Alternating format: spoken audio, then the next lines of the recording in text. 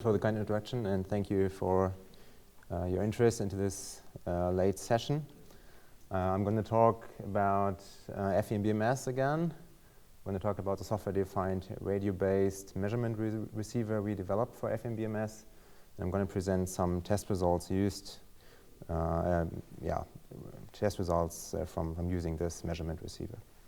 So I'm going to start with release 14 FeMBMS, show you some simulation results first, and then talk about the basics of this measurement receiver, and then present the test results. Motivation for FeMBMS is the increasing data traffics in mobile networks caused by mobile video. You all have seen this Cisco study before, predicting very high load in mobile networks, especially high due to 79% of video by 2022. And a significant part of this video traffic can be expected to be popular content, and even Cisco is saying that video usage tends to be occurring during evening hours and has this kind of prime time. So obviously, these kinds of popular services can be delivered more efficiently via broadcast transmissions, and 3GPP introduced for that purpose the further evolved multimedia broadcast multicast service FeMBMS in release 14 in 2017, which offers now a transmission mode enabling the broadcast of popular services. And even though this is based on LTE, as LTE is part of the 5G family, some call this 5G broadcast by now. FeMBMS introduces a lot of extensions to the LTE system on the core layer, the system layers, and so on. But here I'm going to concentrate on the physical layer, and it is also the physical layer where the most interesting extension is introduced by FeMBMS, which is a new OFDM numerology with a sub-carrier spacing of 1.25 kilohertz, allowing for cyclic prefix length of 200 microseconds, which is much longer than what was available before. Now, broadcast services can be transmitted via so-called multicast broadcast single frequency network subframes, MBSFN subframes. And these can be used to broadcast services in large SFN deployments with intersite distances up to 60 kilometers using this long cyclic prefix of 200 microseconds. Now, FeMBMS offers these two modes for transmitting services. One is the mixed mode, where maximum 8 out of 10 unicast subframes can be used for FeMBMS. Most of the talks before were about this mixed mode. I'm going to concentrate on the dedicated mode, which enables real broadcast of unicast data without any unicast data on a separate carrier. So this is really the broadcast mode that can be used for maybe also high power deployments. In this case, synchronization and signaling is based and provided via a specialized subframe, which is a cell acquisition subframe. We call it the CAS. However, this subframe cannot use this new numerology with a long cyclic prefix, but is bound to the old numerology of LTE with 15 kilohertz subcarrier spacing and a maximum cyclic prefix length of 16.67 microseconds. So as a result of this, we get this very interesting frame structure down here, where you have most of the times these MBSFM subframes, which consist of a single OFDM symbol with a long cyclic prefix used to transmit payload data, and then every 40 milliseconds, so this is every fourth FeMBMS radio frame, you get the specialized cell acquisition subframe, which consists out of 12 OFDM symbols with 12 lengths of the cyclic prefix of 16.67 microseconds, for example. Now let's have a bit more detailed look at the cell acquisition subframe. It consists of a number of physical channels. I'm going to go through these very quickly. Most importantly, there's the physical broadcast channel, the PBCH, mapped to this second slot of the cell acquisition subframe, which is used to provide the master information block, which provides basic signaling information like this bandwidth and the system frame number, which is a counter. And the second interesting physical channel is the control format indicator channel, the PCF-ICH, which is spread over the over the signal bandwidth and provides the length of the control region, which is the region marked here in yellow, And this is important for the next physical channel, which is the physical downlink control channel, the PDCCH, which is mapped into this yellow area and which provides downlink control information indicating the scheduling of the next channel, which is the PDSCH, the physical downlink chat channel, the one used for unicast traffic transmission. However, in FeMBMS dedicated mode, there is no real unicast data, so this channel is only used to transmit system information blocks, which includes information about the MBSFN area configuration and information about the multicast control channel configuration. This channel is mapped onto the physical multicast channel, which is not visible in this picture because it is not mapped into the CAS, but into these MBSFN subframes, so all the other ones. There are two more channels I didn't mention, which is the physical and secondary synchronization signal used for frame synchronization, like P1, P2, and DVB. During last year's BMSB, I presented a paper analyzing the coverage of FeMBMS in a specific scenario.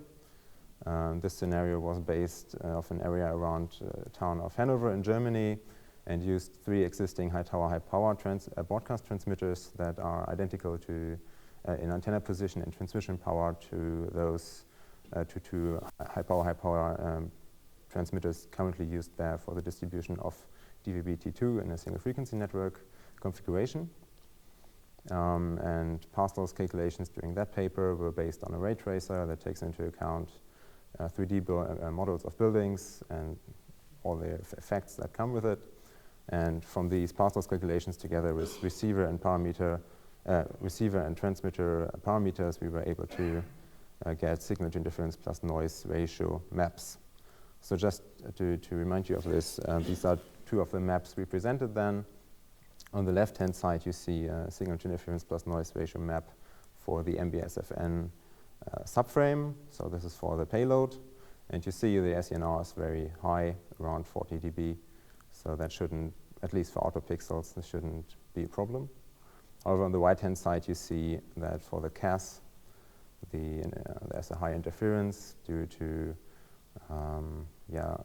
breaking of the cyclic prefix length, and the SENR goes down to -10 to +10 dB for most autopixels, which poses a problem. Now, these results need to be re-evaluated in a real measurement campaign. However, there is currently no commercial available receiver for FeMBMS, so we developed a measurement receiver based on software-defined radio. I want to quickly talk you through the different building blocks of this receiver. First of all, obviously, there's a software-defined radio front end, which provides IQ samples and a complex digital baseband.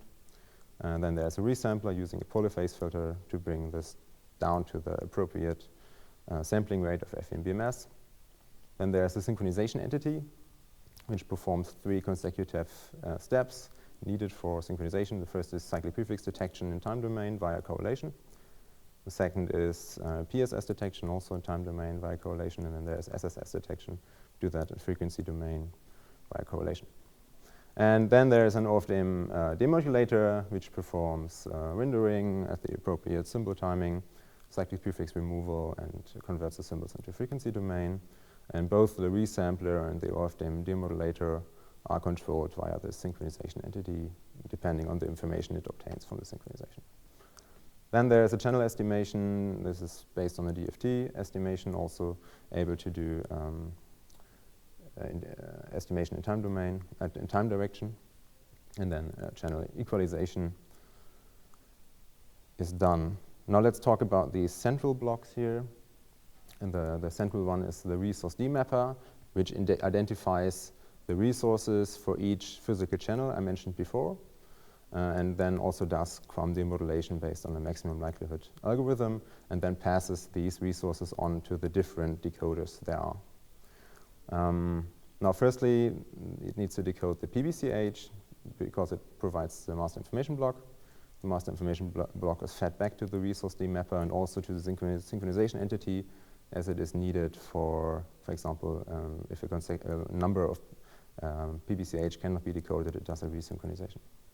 Then the second physical channel that is decoded is the PCF-ICH, which provides the control region length, and the third one is the PDCCH, This is a blind decoder which selects possible candidates and tries to analyze these and then might succeed with this. Then a successful downlink control information is fed back to the resource demapper, and then the PD-SCH decoding is done. And following a successful PD-SCH decoding, the resource mapper can finally have a look at the actual payload data. For all of these channels marked here, the medium access control and radio link control sublayers are transparent, so the data is just passed through without anything happening. Now let's finally look at this payload data decoding. So as I said, after successful decoding of the system information block 13, the resource demapper knows where the multicast control channel, so the MCCH, is mapped onto the PMCH, because the PMCH actually consists out of these two logical channels, the MCCH, which provides control information, and the MTCH, which has the actual payload. So first it has to decode the MCCH to know how the MTCH looks. So the appropriate subframe is passed through the PMCH decoder. There is some MAC handling and some RLC handling in the MCCH decoder depicted there. And then finally the MCCH information is passed back. And now the PMCH decoder can decode the actual multicast traffic channel carrying payload. This also has then MAC and RLC reassembly, and then we have something like IP packets usually. So we just, as the higher layers are transparent, we just put this onto a network interface for playout. Okay, so let's have a look at the test results, the test environment, and the measurement setup. This was done in an environment provided by the 5G Today research project, which is a research project funded by the Bavarian Research Foundation, and they operate a high tower, high power FeMBMS dedicated mode network in the area around Munich. This uses two Rode und Schwarz high tower, high power FeMBMS transmitters that are situated at sites also used for the transmission of DVB-T2 in southern Bavaria. On the right-hand side, you see the parameters of these two transmitters. They both operate at 754 megahertz. They are in an SFN configuration. And they currently, or during the measurements, they used a bandwidth of 5 megahertz only, but a very high transmission power of 100 kilowatt ERP. The transmitter on the Wendelstein, which is one of the mountains of the Alps, is very high. So you see that one, 1.8 kilometers, while the other transmitter is close to the city of Munich and has a higher antenna. And these are used to transmit currently only a single service using a very high robustness. So the MCS was 9, which means QPSK, with a code rate of 0.67 of the turbo code. Now, this is a data rate of about 3.8 Mbit per second. Usually for FeMBMS, you would use a higher MCS, maybe up to 16, being able to transmit 7.4 Mbits per second. Measurement data was then recorded using a rod antenna mounted onto the roof of the vehicle. And as a software-defined radio front end, we used a calibrated Atos Research B200, including a GPS extension. Now, very first results of this, we look at the received input power level. And this is also the setup of, you can see the one transmitter close to the Alps down there and one close to the city of Munich. And the data set we recorded can be separated into 3 data sets, A, B, and C. Data set A was recorded in the central area of Munich and on a city highway in the northeast of Munich. But during the recording of this data set, only the transmitter Wendelstein TXW down there was active. Data set B follows the same route, but was recorded while the second transmitter was switched on. So one of these, dataset A, is a single high tower, high power transmitter, and the dataset B is during SFN deployment. And dataset C is also during SFN operation and follows this this highway and some rural roads to the east, And you see there the input power level really goes down, do some shadowing. But let's have a more detailed look at data set A and B. Data set A on the left-hand side, you see that the input power level is a bit lower than for the case that two transmitters were transmitting, obviously. The lowest input power level was minus 75.8 dBm. And if the second transmitter was switched on during data set B, this got about 2 dB higher. Especially this is true for the city highway on the northeast, which is very close to the second transmitter. Okay, but let's have a more detailed look at the packet error rates over input power level, which is more interesting. Here we, because packet error rates obviously are something like a key performance indicator for the decodability of the FeMBMS signal. Here we concentrate on the decodability of the PBSCH as the most relevant physical channel being provided in the CAS. And on the other hand, the PMCH carrying the payload mapped onto the MBSFN subframes. So PBCH uses the short cyclic prefix, PMCH uses the long cyclic prefix. And it's important to know that in this configuration of the receiver, the decoding of the PMCH was even possible if the CAS was not received correctly due to the static configuration of this setup. Now, if you have a look at the results for data set A, these are the blue ones. If you have a look at the PMCH, you see that input power level of minus 82 dBm is roughly sufficient for error-free reception. And for the PBCH, it is even lower because this channel is more robust.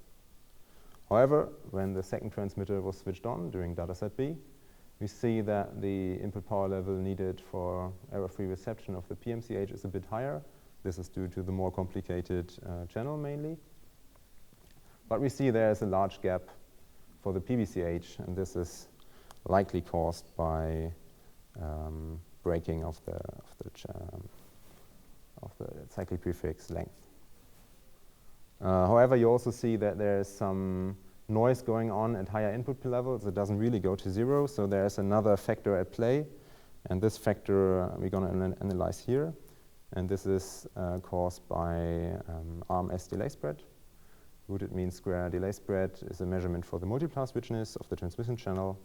And we could derive this from the output of the channel estimation. So this is a measured value in the receiver.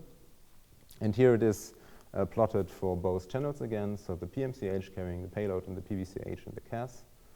And you see that for the PBCH, the RMS delay spread goes, the packet error rate goes up for an RMS delay spread of 5 microseconds. We already have like 60% of the packets that could not be decoded successfully.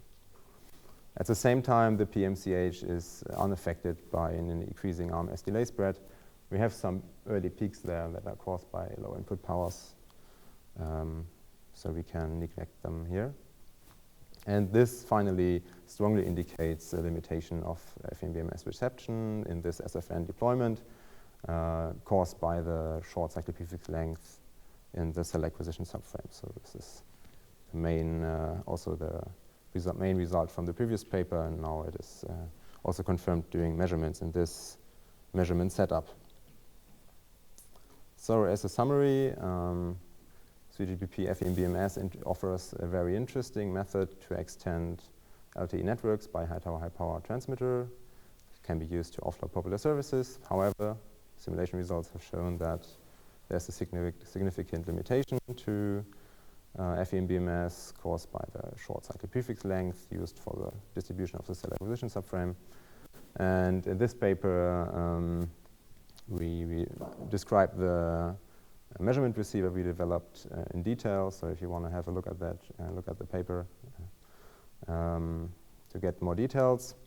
And then we used this receiver for a short measurement campaign in Munich, analyzing the decodability of FeMBMS in the single high-tower, high-power deployment and in the SFN deployment. And we saw that the SFN deployment really suffered under the limitation of the short cyclic prefix length. However, as we have heard before, help is in sight. as numerous people also here are working on 3GPP release 16 work item that targets the improvements for FeMBMS, including new numerologies for the CAS and MBSFM subframes.